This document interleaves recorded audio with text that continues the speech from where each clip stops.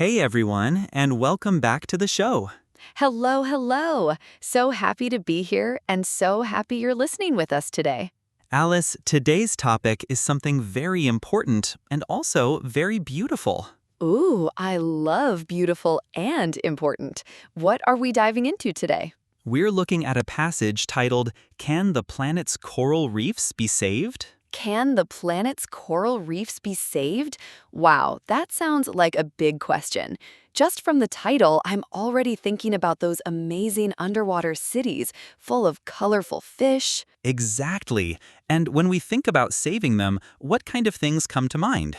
Maybe protecting them from pollution or finding ways to grow new coral? Yeah, or perhaps scientists are trying to find special kinds of coral that are stronger and can survive in warmer water. I hope it's not too late. That's a great way to start thinking about the topic. The article gives us some answers to those questions. So, what's on the menu for today's episode? Today, in Part 1, we'll read the passage about coral reefs together. Then, in Part 2, we'll explore some key reading skills that will help us understand complex texts like this one. Part 3 will be a quick review, and in Part 4, we'll practice with some questions. Sounds like a plan. Let's find out if those beautiful coral reefs can be saved. Let's begin. Welcome to Part 1.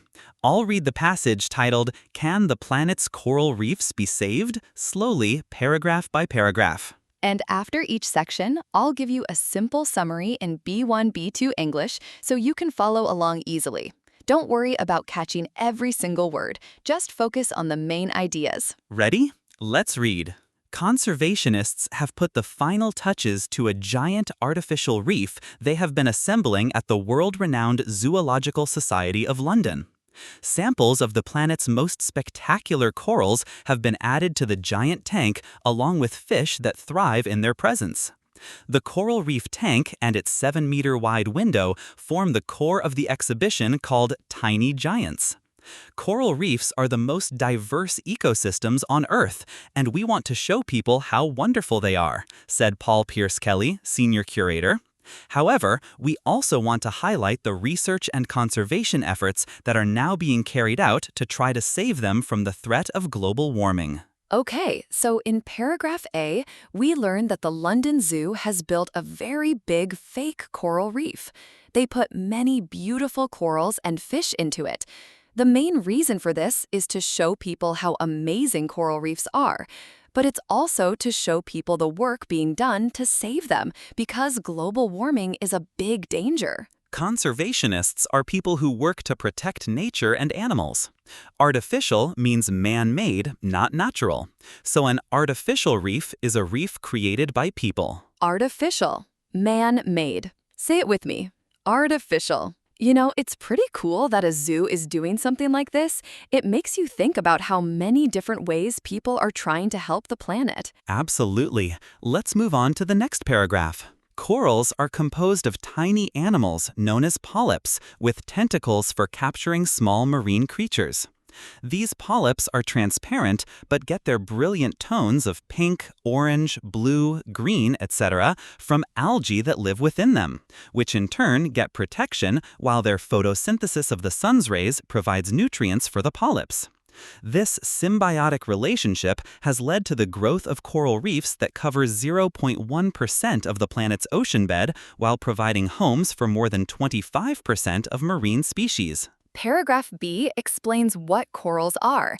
They are tiny animals called polyps. These polyps have little arms called tentacles to catch food. They are clear, but they get their bright colors from tiny plants called algae that live inside them. The algae get protection from the polyps, and the polyps get food from the algae. This is a special teamwork relationship.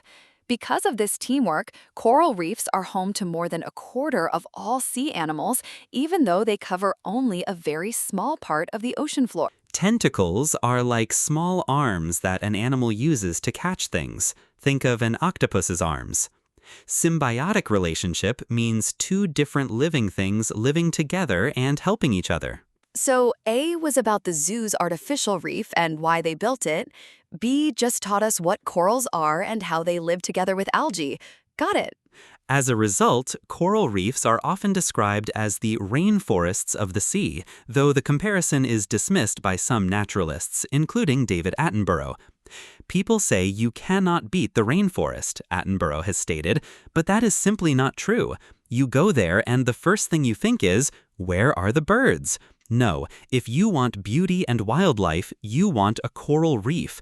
Put on a mask and stick your head under the water. The sight is mind-blowing. This paragraph talks about how people often call coral reefs rainforests of the sea, but a famous naturalist, David Attenborough, says this is wrong. He thinks coral reefs are much more beautiful and full of life than rainforests. He says if you want to see amazing wildlife, you should look at a coral reef, not a rainforest. A naturalist is a person who studies nature, especially animals and plants.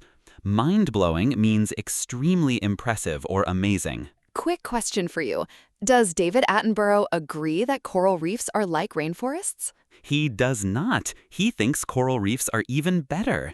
If you got that right, you're paying attention. Unfortunately, these majestic sights are now under very serious threat, with the most immediate problem coming in the form of thermal stress. Rising ocean temperatures are triggering bleaching events that strip reefs of their color and eventually kill them. Other menaces include ocean acidification, pollution by humans, and ocean current changes. Scientists advise that more than 90% of reefs could be lost by 2050 unless urgent action is taken. Pierce Kelly says that when things start to go wrong in the oceans, then corals will be the first to react, and that is exactly what we are seeing now. Paragraph D is all about the dangers. The biggest problem is warm ocean water, which causes bleaching. This means corals lose their color and die. Other dangers are oceans becoming more acidic, pollution from people, and changes in ocean currents. Scientists say that if we don't act fast, almost all coral reefs could be gone by the year 2050. The expert, Pierce Kelly, says corals are like an early warning sign for the planet. Threat means danger. Bleaching is when corals lose their color and become white, often because of stress from warm water. Bleaching. Losing color. Say it with me. Bleaching. However, scientists are trying to pinpoint hardy types of coral that could survive our overheated oceans, and some of this research will be carried out at London Zoo. One aim will be to carry out research on species to find those that can survive best in warm, acidic waters. Another will be to try to increase coral breeding rates. Coral spawn just once a year, Pierce Kelly added. However, aquarium-based research has enabled some corals to spawn artificially, which can assist coral reef restoration efforts. And if this can be extended for all species, we could consider the launching of coral spawning programs several times a year. So even with all the bad news, there's hope. Paragraph E tells us scientists are looking for strong corals that can live in warm, acidic water. They will do some of this research at the London Zoo. Also, they want to make corals have more babies, or spawn, more often. Naturally, corals only spawn once a year, but scientists are learning to make them spawn artificially more times a year. This could really help bring back dying reefs. Hardy means strong and able to survive difficult conditions. Spawn means to produce eggs or babies, usually for fish or corals. Artificially means made or done by humans, not naturally. So artificially spawning means scientists are helping corals have babies in a lab, not just waiting for nature to do it once a year. Exactly. They are giving nature a helping hand. Research in these fields is being conducted in laboratories around the world, with the London Zoo Centre linked to this global network. The resulting young corals can then be displayed in the tank in Tiny Giants. The crucial point is that the progress we make in making coral better able to survive in a warming world can be shown to the public and encourage them to believe that we can do something to save the planet's reefs, said Pierce Kelly. Saving our coral reefs is now a critically important ecological goal. A global network means a group of people or organizations that work together around the world. Crucial means very important or essential. Okay, that is the full passage, 6 paragraphs. Let's quickly remember the main point of each paragraph, in case your mind wandered. Paragraph A. The London Zoo's artificial reef and its purpose. Paragraph B, what corals are and their special teamwork with algae. Paragraph C, why the rainforests of the sea comparison is debated. Paragraph D, the big dangers to coral reefs, like warm water and pollution. Paragraph E, the scientific solutions, like finding strong corals and artificial spawnin. Paragraph F, global teamwork and showing hope to the public. So, that was our passage about coral reefs. It's a mix of beauty, danger, and hope. If you didn't catch every scientific detail, that's perfectly fine. The goal for part 1 is to get the general flow, the main ideas of each section. Zoo reef, coral science, Attenborough's view, dangers, solutions, and global hope. If you have those main points, you're doing great. And now, armed with that general understanding, we're going to learn some powerful reading skills that will make handling passages like this much easier. Let's go to part 2. Welcome to part 2.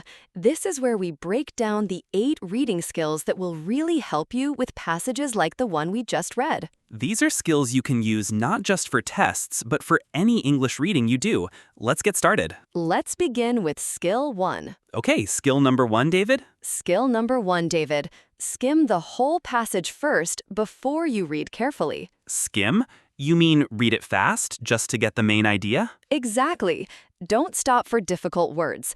Just quickly read the first sentence of each paragraph. This helps you get the general topic and the overall structure. So, for our coral reef passage, we learned that paragraph A introduced the zoos project, B explained coral biology, C discussed the rainforest comparison, D listed threats, E talked about solutions, and F was about global efforts and hope. Perfect. Once you know that overall map, finding answers becomes much more efficient. You know where to look. That makes a lot of sense. Instead of getting lost in details, I get the big picture first. Think of it like looking at a building's blueprint before you start searching for a specific room. Say this with me. Skim first. Skill number 2. Always read the questions first before you start looking for answers in detail. But why is that so important? Because the questions tell you what information you need. If you don't know the questions, you might read the whole passage very carefully, but you won't remember the specific details you need for the answers. So you're saying the questions act like a flashlight, guiding my eyes to the important parts of the text. Exactly. They give you a purpose for reading. So the questions guide the reading, not the other way around. Perfectly said. Read the questions, then read the text with those questions in mind. The question is your flashlight. Say it with me. The question is your flashlight. Okay, skill 3. Scan for keywords. When you're looking for an answer, don't read every word. Let your eyes jump to the important ones. What kind of words are keywords? Names, numbers, dates, and unique words. For example, in our passage, London Zoo, Paul Pierce Kelly, David Attenborough, 2050, 90%, polyps, tentacles. So if a question asks about a specific person, I just scan for their name? Yes, your eyes should move quickly down the page looking for these specific words. It's like your eyes are a scanner looking for a barcode. Like a scanner. My eyes are a scanner. I love that. Capital letters, numbers, and very specific scientific terms are usually easy to spot. All right, quick pit stop. So far we've got skim first, questions are your flashlight, and now eyes like a scanner for keywords. 3 down, 5 to go. Skill 4 is super useful. Watch for paraphrasing. What do you mean by paraphrasing again? The questions in the test will almost never use the exact same words as the passage. They will use different words that mean the same thing. This is called paraphrasing. Can you give me an example from our coral reef passage? Sure. The passage says, rising ocean temperatures are triggering bleaching events. A question might say, warmer seawater causes corals to lose their color. Oh, rising ocean temperatures becomes warmer seawater, and triggering bleaching events causes corals to lose their color. Exactly. Same meaning, different words. The test wants to see if you understand the idea, not just if you can find matching words. That sounds tricky. It gets easier with practice. The key is to think about the meaning, not just the words. Say that again, David. I want to remember it. Don't look for the same words, look for the same meaning. Don't look for the same words, look for the same meaning. Say it with me. Skill 5. Find the topic sentence.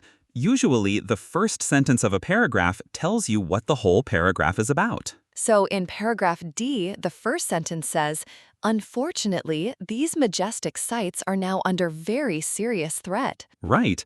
So immediately you know this paragraph is about the dangers and problems facing coral reefs. So I don't need to read the whole paragraph carefully unless the question is about threats. It's like the sign on a door telling me what's inside. Exactly right. The topic sentence is like a title for that paragraph. It helps you decide if you need to read more deeply or not. Let's practice. Listen to this first sentence. What is the paragraph about? However, scientists are trying to pinpoint hardy types of coral that could survive our overheated oceans. The paragraph must be about solutions or what scientists are doing to help. That's paragraph E. Did you get it right? Skill 6 is often seen as the hardest, but it's really just a simple logic puzzle. True, false, not given questions. Ugh, not given always gets me. It's like a ghost answer. It can feel that way. Here's the key difference. True means the passage clearly states the same information. False means the passage clearly states the opposite information. Not given means the passage simply does not mention this information at all. The passage is silent. So not given does not mean false. It just means the passage didn't say. Exactly. The passage is silent. Say it with me. The passage is silent. And here's a common trap. Sometimes the statement uses words like all or always, but the passage only talks about some or sometimes. If the statement is too strong or too general compared to the passage, it's often false. Ooh, so watch out for words like all, every, always, never. Good tip. Okay, let me test you. Here is a statement. All coral reefs are located in warm ocean waters. The passage talks about rising ocean temperatures and bleaching. It implies they are in warm waters, but it doesn't say all of them are only in warm waters. It doesn't give enough information to confirm all. So that is not given? Very good. The passage doesn't give information about all reefs locations, only that rising temperatures are a problem. Now try this one. Scientists believe that more than 3/4 of coral reefs could be lost by 2050. Let's see. Paragraph D says more than 90% of reefs could be lost by 2050. 3/4 is 75%. 90% is definitely more than 75. So the answer is true, because 90% is more than 3/4. Perfect. You just used skill 6 correctly and handled the number comparison. Skill 7? Manage your time. If one question is taking too long, skip it and come back later. But isn't it bad to leave a question unanswered? It's much worse to spend 5 minutes on one hard question and then not have time for 5 easy ones. Every question is worth the same points. Oh, so one tricky question can cost you many easy points. Exactly. If you're stuck, make a quick guess, mark the question so you know to return, and move on. You can always revisit it if you have time at the end. A good rule of thumb, don't spend more than about 1 minute and 20 seconds on any single question. If you're still stuck after that, move on. And our last skill, skill 8, guess unknown words. You will never know every single word in a passage, and that is completely normal. Oh, that is so good to hear. Sometimes I just stop reading when I see a new word. For example, imagine you don't know the word acidification in our passage, but the sentence talks about ocean acidification as another menace or danger alongside rising temperatures and pollution. So I can guess acidification must be something bad happening to the ocean water, making it harmful for corals.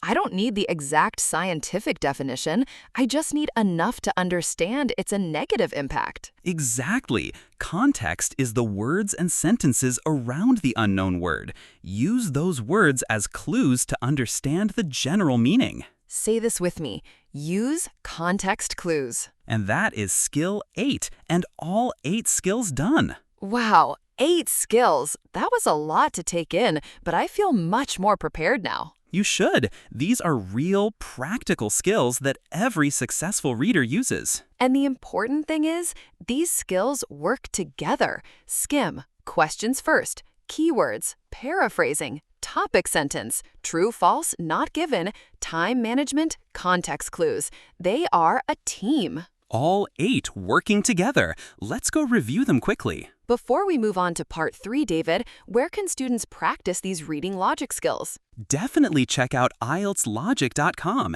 It offers full reading passage breakdowns, listening practice, and speaking logic training. That's awesome! Built by system architects to sharpen your analytical thinking. Visit IELTSlogic.com today. Welcome to part 3, quick review time. I'm going to test Alice on the 8 skills. Listen along and see if you can remember them too. Oh, a quiz. I'm ready, I think. Let's see if I can remember all 8. Okay, Alice, skill number 1. What's the very first thing we do with a new passage?